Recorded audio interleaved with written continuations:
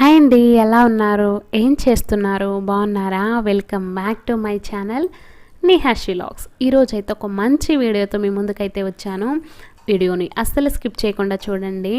ఎలాంటి క్రీమ్స్ అంటే కెమికల్స్ ఉన్న క్రీమ్స్ వాడకుండా న్యాచురల్గా హోమ్ మేడ్ అంటే మన ఇంట్లో మన చేతులతో మనమే తయారు చేసుకునే సోప్స్తో కలర్ రావచ్చు. అలాగే pimples, acne, pigmentation, open pores, ఏజ్తో పాటు స్కిన్ అనేది సాగ్ అవుతా వచ్చే ముడతలు కూడా వీటన్నిటిని ఓవర్కమ్ చేయొచ్చు. అలాగే ఈ సోప్ని ఎలా తయారు చేసుకోవాలో చూపిస్తాను.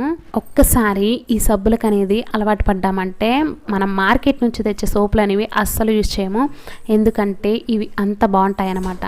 డైలీ మనం ప్యాక్స్, క్రీమ్స్ యూజ్ చేయాలనగానే కొంచెం బద్ధకంగా ఉంటుంది కదా. అలాంటి వారికి, అలాగే టైం లేదనుకునే వాళ్ళకి చక్కగా స్నానం చేసే సోప్తోనే కలర్ రావచ్చు.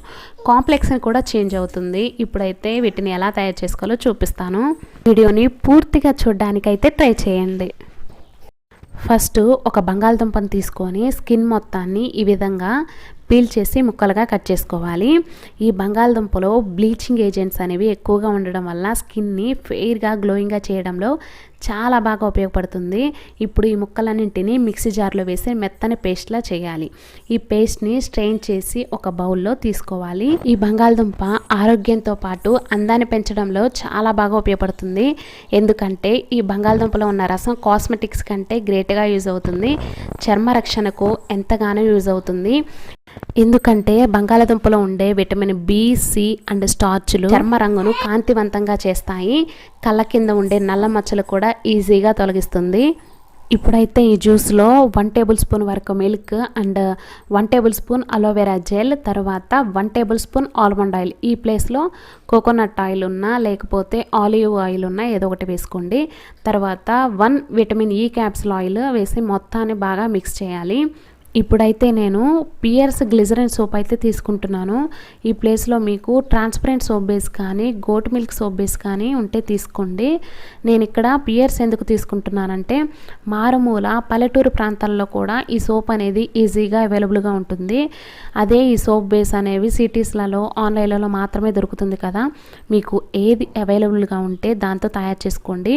ఇప్పుడైతే ఈ సోప్ని అంతటిని స్మాల్ పీసెస్గా కట్ చేసుకోవాలి. వీటన్నింటిని డబుల్ బాయిలర్ మెథడ్లో మెల్ట్ చేయాలి. ఇలా బాగా కలిపితే వెంటనే కరిగిపోతుంది. ఇలా మెల్ట్ అవ్వగానే మనం తయారు చేసుకున్న పొటాటో మిల్క్ మిక్స్ని కూడా వేసి బాగా కలపాలి. ఇలా బాగా కలిసిన తర్వాత వెంటనే మౌల్లోకి తీసుకోండి. ఈ మౌల్ని ఫ్రీజర్లో 1 or 2 hours పాటు ఉంచితే వెంటనే సెట్ అయిపోతుంది.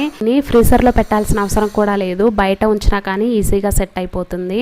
చూడండి, నేను ఒక సోపుని మాత్రమే కరిగించాను. నాకు 2 సోపుల వరకు తయారవుతున్నాయి.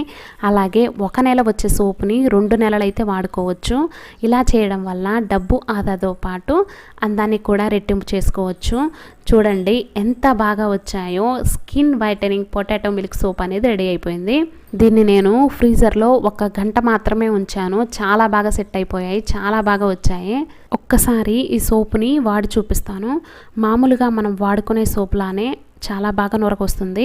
స్మెల్ అయితే మామూలుగా లేదు, మంచి స్మెల్ అయితే వస్తుంది.